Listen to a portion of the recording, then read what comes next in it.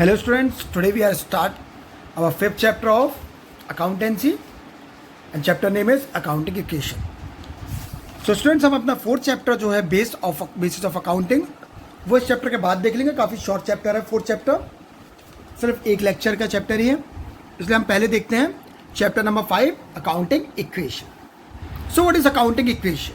An accounting equation is a mathematical expression which shows that the assets and liabilities of a firm are equal. Accounting equation क्या है? एक mathematical expression है जो ये बताता है कि जो एसेट्स और लाइबिलिटीज हैं फर्म की वो कैसी हैं, equal. An accounting equation is based on the dual aspect. जो अकाउंटिंग इक्वेशन है वो किस पे बेस्ड है? ड्यूअल एस्पेक्ट कॉन्सेप्ट पे of accounting. Meaning every transaction has dual aspect और two aspect, debit and credit. Dual aspect हमने हमारे लास्ट लेक्चर्स में बात की थी. What is dual aspect? Dual aspect ये बताता है कि हर ट्रांजेक्शन के दो इफेक्ट होते हैं. फॉर एग्जाम्पल मैंने बताया था if we are purchasing a building, अगर हम बिल्डिंग परचेज करते हैं तो हमारे पास बिल्डिंग आ जाएगी. इट मीन्स हमारा जो एसेट्स है, फिक्स्ड एसेट्स, वो इंक्रीज होगा. लेकिन साथ ही साथ जो हमारा कैश है, क्योंकि बिल्डिंग फ्री में तो आएगी नहीं, हमें पैसे देके खरीदनी पड़ेगी, तो साथ ही साथ कैश कम हो जाएगा. तो एसेट्स इंक्रीज भी हो रहा है और एसेट्स डिक्रीज भी हो रहा है. यानी एक ट्रांजेक्शन के दो इफेक्ट हो रहे हैं, एक debit and credit. Building debit है और कैश क्रेडिट. चलिए, अकाउंटिंग इक्वेशन का एक फॉर्मूला है जो कि हमें यही बताता है कि एसेट्स और लाइबिलिटीज एक दूसरे के इक्वल है. Clear? Assets equal to liabilities plus capital. जब हम लाइबिलिटीज प्लस कैपिटल कर देंगे तो ये अमाउंट हमारे एसेट्स के इक्वल ही आएगा. अकाउंटिंग इक्वेशन, अब हम देखते हैं कि अकाउंटिंग इक्वेशन है क्या. The accounting equation is the base of double entry book keeping system. Double entry हम ऑलरेडी अभी बात कर चुके हैं. The equation indicate the relation between the means own resources and own by the business.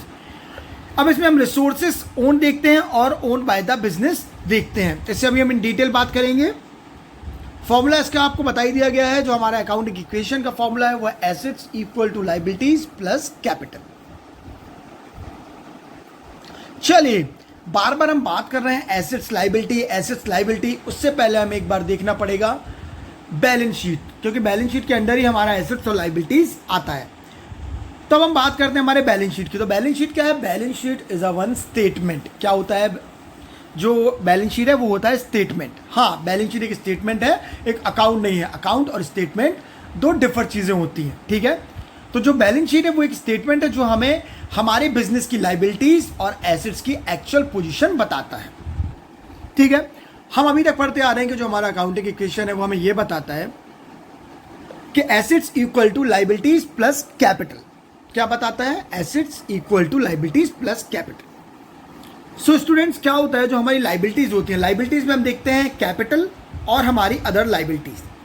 Capital वो amount होता है जो ओनर बिजनेस में इन्वेस्ट करता है. कौन सा अमाउंट होता है? जो ओनर बिजनेस में इन्वेस्ट करता है. और लाइबिलिटीज जो हम बाहर से बोरो करते हैं, लाइक हम बैंक लोन ले सकते हैं, क्रेडिटर से पैसे ले सकते हैं, या कुछ अदर रिसोर्सेज है जहां से हम पैसा बोरो कर सकते हैं. तो ये तो हमारा हो गया लाइबिलिटीज और कैपिटल. एसेट्स हम टू टाइप से परचेज कर सकते हैं. अब फॉर एग्जांपल मेरा एक बिजनेस है, अब मुझे अपने बिजनेस में एसेट्स बढ़ाने हैं, यानी कैश, बिल्डिंग, ठीक है, लैंड और भी फर्नीचर, ये सारी चीज़ें मुझे बढ़ाने हैं. तो अब मैं ये सारी चीज़ें परचेज कैसे करूँ? परचेज करने की मेरे पास सिर्फ दो ही सोर्सेज हैं. या तो मैं खुद का जो पैसा मैंने इन्वेस्ट किया है मैं उससे परचेज कर सकता हूँ, यानी कैपिटल, या फिर other liabilities. For example bank से लोन लेके मैं एसेट्स परचेज कर सकता हूँ, या फिर मैं बाहर से पैसा किसी से ले सकता हूँ जो क्रेडिटर होगा, तो मैं एसेट्स परचेज कर सकता हूँ. इसीलिए हम उतना ही एसेट्स परचेज कर सकते हैं जितना हमारे पास कैपिटल और लाइबिलिटी हो. अब आपको समझ में आया कि assets equal to liabilities plus capital क्यों होता है? क्योंकि हमेशा जितने हमारे पास एसेट्स होंगे वो हमारी लाइबिलिटीज प्लस कैपिटल के इक्वल होंगे. तो ये थी हमारी बैलेंस शीट. बैलेंस शीट हम सेकंड पार्ट में जब हम पढ़ेंगे फाइनेंशियल स्टेटमेंट, उसमें हम इन डिटेल पढ़ने वाले हैं. लेकिन आई होप अभी आपको समझ में आ गया होगा कि बैलेंस शीट एक स्टेटमेंट होता है जिसमें हम लाइबिलिटीज और एसेट्स, ठीक है, रिकॉर्ड करते हैं. और हम ये बताते हैं कि जो हमारा एसेट्स है वो कितना हो सकता है, जितने हमारे पास लाइबिलिटीज प्लस कैपिटल है. क्लियर? आई होप आपको समझ में आया होगा। और लास्ट हम बात करते हैं, हमारे होते हैं कुछ रूल्स, ठीक है? रूल्स, अब रूल्स क्या होते हैं इक्वेशन के? Every transaction has affect two effects, ठीक है? जो जितने भी ट्रांजैक्शन होते हैं उनके कितने इफेक्ट्स होते हैं? ड्यूअल इफेक्ट, हमने पहली बात करा था, ड्यूअल एस्पेक्ट पे बेस है हमारी equation. Every expenses will be deducted from capital, जितने भी एक्सपेंसेस होते हैं उसे हम किससे डिडक्ट करते हैं? हमारी कैपिटल से।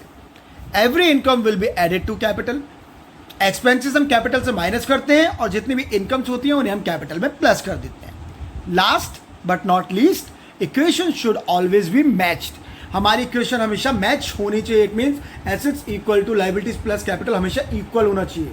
अगर ये इक्वल नहीं है इट मीन्स कुछ एरर है, हमारी इक्वेशन सही नहीं है। आई होप आपको हमारा अकाउंटिंग इक्वेशन का इंट्रोडक्शन समझ में आया होगा। हम न्यूमेरिकल स्टार्ट करेंगे हमारे नेक्स्ट वीडियो में। आज आपको पूरा समझ में आ गया होगा और न्यूमेरिकल्स हम देखते हैं हमारे अगले वीडियो में। तब तक के लिए थैंक यू।